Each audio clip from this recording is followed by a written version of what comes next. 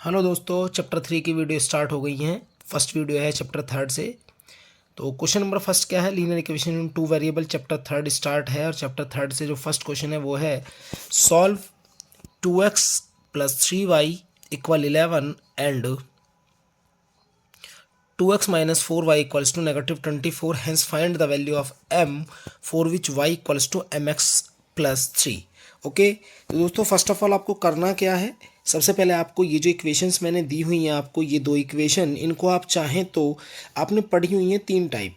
एक तो graphical method होता है, ओके, एक तो ग्राफिकल होता है, एक आपका सॉल्व करने के लिए एलिमिनेशन यूज़ करते हैं, दोस्तों, और एक सब्सटीट्यूशन यूज़ करते हैं। Okay, substitution. तो इट्स डिपेंड ऑन यू कि आप क्या करना चाहते हैं, किस तरीके से आप इस क्वेश्चन को सॉल्व करना चाहते हैं। फर्स्टली मैं तो आपको ये रिकमेंड करूँगा कि दोस्तों जब भी इस तरीके के क्वेश्चन हों तो आप सब्सटीट्यूशन यूज़ ना करके आप एलिमिनेशन यूज़ करें। ओके, एलिमिनेशन यूज़ करें। तो दोस्तों यहाँ पर मैंने दोनों इक्वेशन आपके सामने लिख दी हैं और दोनों इक्वेशनों में x के कोफिशिएंट ऑलरेडी इक्वल है। यहाँ पर कोफिशिएंट इक्वल करने की कोई ज़रूरत नहीं है, बस आप साइन चेंज कर देंगे। ओके, देन यहाँ से रिडक्ट हो जाएंगे, देन 7y की वैल्यू 35 आ जाएगी। तो यहाँ से y की वैल्यू दोस्तों 5 आ जाएगी। ओके, y की वैल्यू 5 आ गई। अब आप y की वैल्यू को किसी भी इक्वेशन में रख दें। 2x प्लस 3y इक्वल 11 में आप जैसे ही y की वैल्यू 5 रखेंगे, यहाँ 15 हो जाएगा। 15 दोस्तों उधर जाएगा, जब इसको यहाँ पे ट्रांसफ़र करेंगे तो 2x की वैल्यू -4 आ जाएगी। ओके, देन x की वैल्यू -2 आ गई। अब आपको करना क्या है कि क्वेश्चन के अंदर ये जो मैंने दो वैल्यू निकाली हैं, y इक्वल्स टू 5 और x इक्वल्स टू -2 और y इक्वल्स टू 5। अब ये वैल्यू आपको यहाँ पुट करनी है y equals to mx plus 3 में। ओके, y की जगह पे आप 5 रखेंगे, यहाँ पर mx -2, ओके, -2x हो जाएगा, प्लस 3 है। जैसे ही आप इसको इधर लेके जाएंगे तो यहाँ से x की वैल्यू -1 आ जाएगी। ओके, क्योंकि जब आप 3 को इधर लेके जाएंगे तो वो +2 आएगा, और +2 को जब -2 से डिवाइड करेंगे तो दोस्तों वो -1 आ जाएगा। ओके, क्वेश्चन नंबर सेकंड देखते हैं। क्वेश्चन नंबर सेकंड क्या है? क्वेश्चन नंबर सेकंड है दोस्तों, क्वेश्चन नंबर सेकंड है a fraction become 9/11 if 2 is added to the numerator and the denominator. If 3 is added to the both the numerator and denominator, it's become 5/6. Find the fraction. दोस्तों ऐसे क्वेश्चनों में हमें करना क्या होता है, आपको ये बात पता होनी चाहिए कि जब भी क्वेश्चन फ्रैक्शन का हो तो आप यहाँ पर लेट करेंगे, let fraction equals to x upon Y. Okay, आपने x अपॉन वाई लेट कर ली। तो यहाँ पे जो भी कंडीशन आपको दी हुई है, क्वेश्चन ने दिया हुआ है कि ये फ्रैक्शन 9/11 बन जाती है। ओके, 9/11 बन जाती है, बट कब बनती है? जब आप 2 is added to the both the numerator and the denominator, मतलब जब आप x के साथ भी 2 ऐड करेंगे एंड देन y के साथ भी 2 ऐड करेंगे। ओके, यहाँ से दोस्तों आप क्रॉस मल्टीप्लाई करके एक लीनियर इक्वेशन बना लेंगे, आपकी इजीली एक लीनियर इक्वेशन तैयार हो जाएगी। ओके, अब बढ़ते हैं सेकंड कंडीशन पे। सेकंड कंडीशन में कहा है 3 is added to the both numerator and denominator. अगर हम न्यूमरेटर और डिनोमिनेटर दोनों में 3 ऐड करते हैं, ऐड के लिए बोला है दोस्तों क्वेश्चन ने, तो ये फ्रैक्शन 5/6 बन जाती है। आप अगेन यहाँ से क्रॉस मल्टीप्लाई करके दो इक्वेशंस बना लेंगे। दोनों इक्वेशन को अकॉर्डिंग टू यू जो भी आपका मतलब लीनियर इक्वेशन सॉल्व होकर के जो भी x की और y की वैल्यू आएगी, कुछ भी वैल्यू आपकी आ सकती है, आप इनको सॉल्व करेंगे। बस मेरा टारगेट है आपको इंपॉर्टेंट क्वेश्चंस प्रोवाइड कराने का, ओके, और हिंट देने का। आप इनको सॉल्व आउट करें और अपने आंसर्स और अपनी प्रैक्टिस को बहुत अच्छे तरीके से रखें। तो यहाँ से जो भी आपकी लीनियर इक्वेशन बनेंगी, x और y की वैल्यू आ जाएंगी, जो भी आएंगी आपकी। ओके, तो यहाँ से जो आपकी फ्रैक्शन आएगा दोस्तों, वो जो भी x और y की वैल्यू आएंगी आप उनको यहाँ पुट कर देना, आपका आंसर आ जाएगा। Okay, done. बढ़ते हैं नेक्स्ट क्वेश्चन की तरफ दोस्तों। क्वेश्चन नंबर 3 है फाइंड द वैल्यू ऑफ के so that the pair of linear equation this is have a unique solution. दोस्तों ये जो यूनिक सॉल्यूशन की बात क्वेश्चन कर रहा है ना, ये जो यूनिक सॉल्यूशन की बात क्वेश्चन कर रहा है, तो आपने 3 कंडीशंस पढ़ी होंगी। एक यूनिक सॉल्यूशन की होती है, मैं तीनों कंडीशंस एक बार आपको रिवाइज कराई देता हूँ। फर्स्ट कंडीशन होती है इफ़ a1 अपॉन a2 की वैल्यू बराबर नहीं होती b1 अपॉन b2 के, okay, does not equals to a1 upon a2 does not equals to b1 upon b2। ये लाइन होती कौन सी है? इन्हीं को बोलते हैं बेटे यूनिक सॉल्यूशन, इन्हीं को बोलते हैं यूनिक सॉल्यूशन, ओके, इन्हीं को बोलते हैं हम यूनिक सॉल्यूशन। यूनिक सॉल्यूशन को क्यों बोला जाता है उसका रीज़न आप समझें। ये दोनों लाइन एक दूसरे की इंटरसेक्टिंग होती हैं। कैसी होती हैं? इंटरसेक्टिंग होती हैं। अब ये लाइन जो इंटरसेक्टिंग हुई है, हमारी इंटरसेक्टिंग लाइन होती कैसी है? ऐसी होती हैं। अब आपको सिर्फ फोकस क्या करना है, इन दोनों लाइनों ने एक दूसरे को कितने पॉइंट पर इंटरसेक्ट किया है? सिर्फ एक पॉइंट पर। जब इन्होंने एक पॉइंट पर इंटरसेक्ट किया है दोस्तों, इस पॉइंट पर, एक पॉइंट पर, तो ये सॉल्यूशन भी तो यूनिक ही देंगी ना। तो ये बात आपको याद रखनी है कि जब वो a1 upon a2 does not equal अगर आपका आ जाता है b1 अपॉन b2 के, तो वो यूनिक सॉल्यूशन देती हैं। मतलब दी क्यों है उन्होंने यूनिक सॉल्यूशन? क्योंकि वो इंटरसेक्टिंग थी, और इंटरसेक्टिंग तो एक ही जगह पर कटती हैं, ओके। तो सेकंड कंडीशन क्या होती है? इफ़ a1 अपॉन a2 की value equal b1 upon b2 के, और ये इक्वल भी हो जाती है c1 अपॉन c2 के।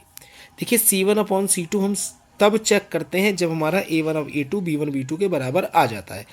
If a1 upon a2 does not equals to b1 upon b2 then it will be a intersecting. तो आपको ज़रूरत नहीं होती है c1 c2 के निकालने की। तो ये कंडीशन कौन सी है? ये कंडीशन है आपके मैनी सॉल्यूशन की। कौन सी है ये? मैनी सॉल्यूशन की कंडीशन है, ओके। अब इसने मैनी सॉल्यूशन क्यों दिए? ये होती हैं, इनको बोलते हैं coincident lines, coincident lines, okay. अब ये कोइंसिडेंट लाइन क्या होती हैं दोस्तों? तो कोइंसिडेंट लाइन मैं आपको बता देता हूँ। कोइंसिडेंट लाइन ऐसी होती हैं जैसे कि ये कोई लाइन मैंने बनाई ए बी, ओके, इसी के ऊपर कोई लाइन है C to D, okay, C to D, ये सी डी है यहाँ से यहाँ तक, और यहाँ से यहाँ तक ए बी है हमारी, ओके। तो ऐसी सिचुएशन पर क्या होता है कि इसने from point C to B number of points पर इसने इसको एक दूसरे को टच कर रखा है, मतलब इंटरसेक्ट कर रखा है। तो दोस्तों जब ये नंबर ऑफ टाइम, ये कोइंसिडेंट लाइन होती है जो एक लाइन के ऊपर दूसरी लाइन होती है, तो ऐसी सिचुएशन पे नंबर ऑफ सॉल्यूशंस देती हैं। तो इसी वजह से इसको हम बोल देते हैं मैनी सॉल्यूशन। थर्ड कंडीशन होती है कि a1 a2 बराबर आ गया था b1 b2 के, बट दोस्तों c1 c2 बराबर नहीं आ पाया, ओके। ये क्वेश्चंस मैं आपको इसलिए बता रहा हूँ, ये कुछ कंडीशंस ऐसी होती हैं जो आपको एग्जाम में डेफिनेटली मिलेंगी। और कुछ अब तो एग्जामिनर भी इतने थोड़े स्मार्ट हो गए हैं कि वो कोशिश ऐसे करते हैं कि बच्चा क्वेश्चन लगाए और उसका आंसर अनमैच्ड हो जाए। अब देखो उनके ऐसे क्वेश्चंस भी मैं आपको नेक्स्ट वीडियो में प्रोवाइड कराऊंगा जिसमें आप सोचेंगे कि आंसर ये आएगा, बट आंसर वो नहीं होगा, ओके। तो आपको करना क्या है यहाँ पे दोस्तों, क्वेश्चन ने बोला था यूनिक सॉल्यूशन, तो हम यूनिक सॉल्यूशन की कंडीशन से चलेंगे। यूनिक सॉल्यूशन में होता है a1 upon a2 does not equals to b1 upon b2। दोस्तों यहाँ पर हमें सी की कोई ज़रूरत नहीं है, आपको पता है। पहले आप क्लियरली देखिए, इसका जो स्ट्रक्चर होता है लीनियर इक्वेशन का वो ये होता है ax plus B Y plus C equal 0। But बच्चे क्या करते हैं कि इस 5 को नेगेटिव नहीं लेकर आते इधर। अगर आप चाहें तो नेगेटिव लेकर आ सकते हैं, वैसे तो जो बेसिक स्ट्रक्चर होता है वो इसका ये होता है x plus 2y minus 5 equals to 0। ये इक्वेशन फर्स्ट होगी हमारी। 3x प्लस ky और -15 इक्वल्स टू 0। दोस्तों ये सेकंड इक्वेशन होगी, ओके। a1 a2 आपको पता ही है, a1 की वैल्यू 1 है क्योंकि जिसका कोई कोफिशिएंट नहीं होता उसका 1 कोफिशिएंट कंसिडर किया जाता है, ओके। a2 की वैल्यू 3 है, b1 की वैल्यू 2 है, b2 की वैल्यू k है, C1 की वैल्यू -5 है, C2 की वैल्यू -15 है। मैंने आपको वैल्यू निकालनी बताई है, लेकिन इस क्वेश्चन में इन वैल्यूज़ के हमारी कोई ज़रूरत नहीं है। ओके, सिर्फ हमें A1 A2 B1 B2 पर वर्क करना है। तो करना क्या है वो मैं आपको बता देता हूँ। यहाँ पर आपको सिर्फ A1 A2 B1 B2 को ही डज नॉट इक्वल्स टू में लेना है, और वहाँ से ही हमारी जो भी वैल्यू आएगी वो हम देख लेंगे। डन है। तो वो क्या वैल्यू है, 1/3 does not equals to 2/k। तो दोस्तों जब आप क्रॉस मल्टीप्लाई करेंगे तो k की वैल्यू 6 के इक्वल नहीं होगी, तो यही हमारा आंसर होगा। ओके, बट बच्चे एग्जाम में MCQ में अगर इस तरीके के क्वेश्चन मिलते हैं तो बच्चे क्या करते हैं कि आंसर तो था k does not equals to 6, MCQ में आपको मिल जाता है k इक्वल्स टू 6, तो बच्चा कोशिश करता है कि इसको टिक लगा के आ जाओ, जो कि रॉन्ग आंसर है। आंसर हमारा राइट होगा, k does not equals to 6। Okay, तो इस तरीके से इस क्वेश्चन को आपको करना है। इस तरीके के क्वेश्चंस बहुत इंपॉर्टेंट हैं दोस्तों, बहुत ज़्यादा इंपॉर्टेंट है, तो कोशिश करें आप ऐसे क्वेश्चनों की बहुत अच्छे से प्रैक्टिस करके जाएं। क्वेश्चन नंबर 4 देखते हैं। क्वेश्चन नंबर 4 क्या है, क्वेश्चन नंबर 4, हाँ क्वेश्चन नंबर 4 भी दोस्तों बहुत इंपॉर्टेंट है। क्वेश्चन क्या है मैं बता देता हूँ आपको। क्वेश्चन बहुत इंपॉर्टेंट है। क्वेश्चन ने पहले क्या बोला है, पहले वो पढ़ लेते हैं। The monthly income of A and B, 2 persons हैं यहाँ पर, A एक पर्सन है, B एक पर्सन है, दोनों की इनकम का रेशियो दिया हुआ है, और इनके एक्सपेंडिचर का मतलब होता है खर्च करना, जो एक्सपेंड कर देना, उसका रेशियो दे रखा है 7:5, बट दोनों 3,000 बचाते हैं। तो दोस्तों यहाँ पर करना क्या है आपको, यहाँ पर आपको करना है कि फर्स्टली इनकी जो इनकम लेट करनी है, लेट एज इनकम, एज की इनकम क्या लेट करनी है आपको दोस्तों, ए की इनकम लेट करनी है आपको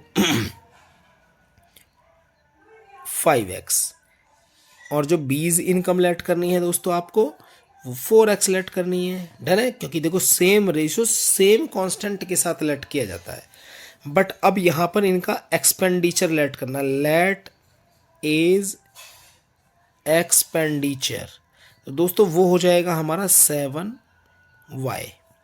ऐसे ही बी का लेट करना है आपको, बीज एक्सपेंडिचर, वो आपको 5y लेट करना है। डन है। अब होता क्या है, जब इस ए पर्सन ने 5x तो कमाया, उसमें से 7y उसने एक्सपेंड कर दिया, मतलब खर्च कर दिया। तो दोस्तों यहाँ से जो इक्वेशंस बनेंगी वो फर्स्ट इक्वेशन तो ये बनेगी 5x minus 7y equals to 3000। Second है 4x minus 5y equals to 3000। Okay, दोनों इक्वेशन आप अकॉर्डिंग टू यू जैसे भी आप सॉल्व करना चाहें, चाहे आप सब्स्टिट्यूशन यूज़ करें, चाहे आप एलिमिनेशन यूज़ करें। एलिमिनेशन अगर आप यूज़ करना चाहते हैं तो मल्टीप्लाई बाई 4, अगर आप चाहते हैं कि मैं x के कोफिशिएंट्स बराबर करूं, एंड देन मल्टीप्लाई बाई 5, तो यहाँ पर 20 हो जाएगा, और आप इजीली इनको सॉल्व कर लेंगे। जो भी x की वैल्यू आएंगी उन x की वैल्यूज़ को आप 5 इंटू जो भी x की वैल्यू आएगी उसे करेंगे, तो एज इनकम आ जाएगी। किसकी इनकम आ जाएगी, ए की। और अगर आप बी की इनकम निकालना चाहते हैं तो आप 4 में जो भी आपका आंसर आएगा उसको मल्टीप्लाई कर देंगे। ओके दोस्तों, वीडियो पसंद आई हो तो प्लीज़ लाइक और शेयर करना बिल्कुल भी ना भूलें। ओके, बाकी इसका आपको PDF की फॉर्म में ही मैं अभी नेक्स्ट आपको इसका सॉल्यूशन दिखाई देता हूँ। ओके दोस्तों, इन क्वेश्चनों के सॉल्यूशन मैंने PDF फॉर्म में अब डाल दिए हैं। जैसे कि आपको पता है मैंने इस क्वेश्चन को बताया था आपको, पहले दोनों इक्वेशन आप रखेंगे। ओके, दोनों इक्वेशन रखने के बाद आप जिस भी मेथड से उनको सॉल्व करना चाहते हैं वहाँ से सॉल्व करेंगे। एक्स की वैल्यू हमारी क्या आई थी दोस्तों, एक्स की वैल्यू आई थी हमारी -2, और वाई की वैल्यू आई थी हमारी, वाई की वैल्यू आई थी दोस्तों हमारी 5, एंड देन सॉल्यूशन करने के बाद फाइनली जो हमारा आंसर आया था वो आया था दोस्तों -1। क्या आया था, -1। डन है। क्वेश्चन नंबर सेकंड भी मैंने कुछ इसी तरीके से सॉल्व किया था। न्यूमरेटर डिनोमिनेटर को आपको लेट कर लेना है। यहाँ पे एज लाइक जैसे कि मैंने ये x/y ने लेट कर लिया है, एंड देन आफ्टर दैट आपको यहाँ पे अकॉर्डिंग टू कंडीशन क्वेश्चन ने हमसे बोल दिया था कि जो कंडीशन हमारे पास है